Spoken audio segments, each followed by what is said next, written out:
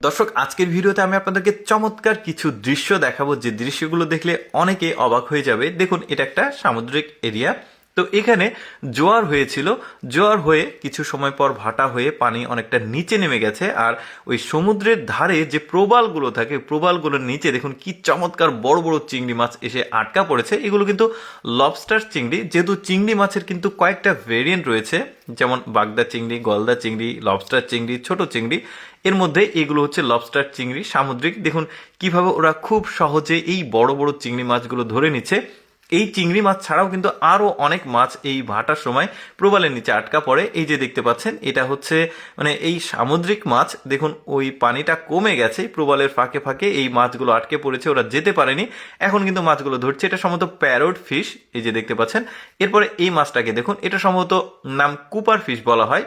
দেখতে পাচ্ছেন খুব চমৎকার ফিশটা, দেখতে অনেকটা ডোরা কাটা।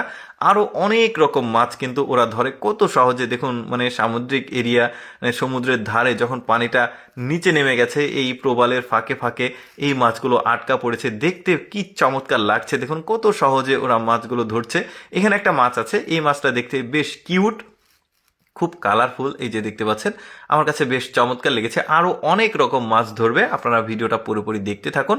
এটা হচ্ছে ইল মাছ, তবে এটা ইলেকট্রিক ইল না, এটা নর্মাল ইল। ইলেকট্রিক ইল হলে হয়তো বা এইভাবে টাচ করতে পারতো না। বেশ চমৎকার, অনেকটা সাপের মতো লাগছে, বাট সাপ না, আমাদের যেমন নদীর বাইম আছে ঠিক ওই রকম সমুদ্রের ওই মাছটা।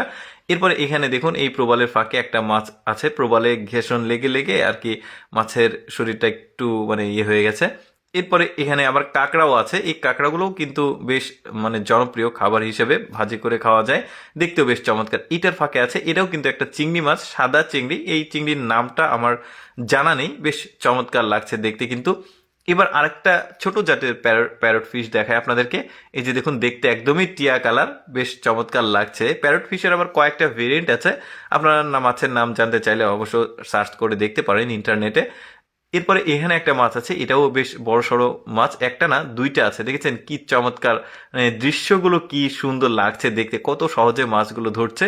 আসলে এই ধরনের মানে ওই এরিয়া যেগুলো রয়েছে সমুদ্রের ধারের যে এরিয়া, যেখানে যেখানে প্রবাল আছে সেখানে সেখানে প্রচুর মাছ লুকিয়ে থাকে, আর ওরা এইভাবে ধরে। এখানে চিংড়ি মাছ দেখা যাচ্ছে, এটা আবার আরেক জাতের চিংড়ি, একদম জলজন্ত মাছ নড়ছে, বেশ চমৎকার। এখানেও একটা লবস্টার আছে, বেশ দারুণ। শুরুতেই যে লবস্টারগুলো দেখেছিলেন ওই লবস্টারের এই এটা একটা মাছ। আর এই মাছগুলো কিন্তু অনেক দামি মাছ, যারা এই মাছগুলো খেয়েছে, যারা দেখেছে বাজারে বিক্রয় হয়, তারা জানে বেশ দাম দিয়ে আসলে এই মাছগুলো বিক্রয় হয়।